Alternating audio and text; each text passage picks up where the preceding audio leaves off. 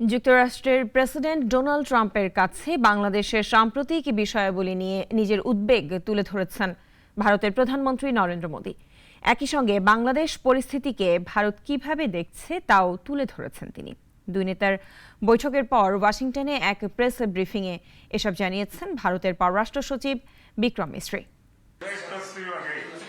ওয়াশিংটনের স্থানীয় সময় বৃহস্পতিবার হোয়াইট হাউসে যুক্তরাষ্ট্রের প্রেসিডেন্ট ডোনাল্ড ট্রাম্পের সঙ্গে বৈঠক করেন ভারতের প্রধানমন্ত্রী নরেন্দ্র মোদী। ওই বৈঠকে দ্বিপক্ষীয় নানা বিষয়ের পাশাপাশি আঞ্চলিক ও বৈশ্বিক বিষয়াবলী নিয়েও আলোচনা হয়। দুই নেতার বৈঠকের পর ওয়াশিংটনে এক প্রেস ব্রিফিং করেন ভারতের পররাষ্ট্র সচিব Vikram Misri.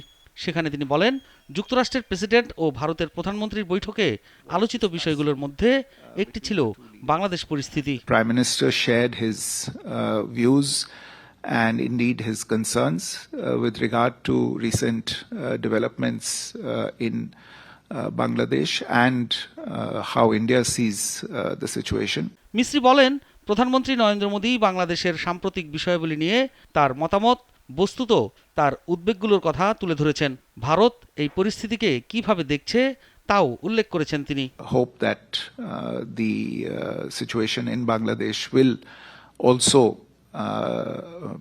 move forward in a direction where we can pursue relations in a constructive and stable way with them. But there are concerns about that situation, and the Prime Minister shared those views with. ছাত্র জনতার অভ্যুত্থানের মুখে গত 5 August Sheikh Hasina সরকারের পতন ঘটে। ওই দিন তিনি দেশ ছেড়ে ভারতে পালিয়ে যান। এরপর থেকে ভারত বাংলাদেশ সম্পর্কে অবনমন ঘটে।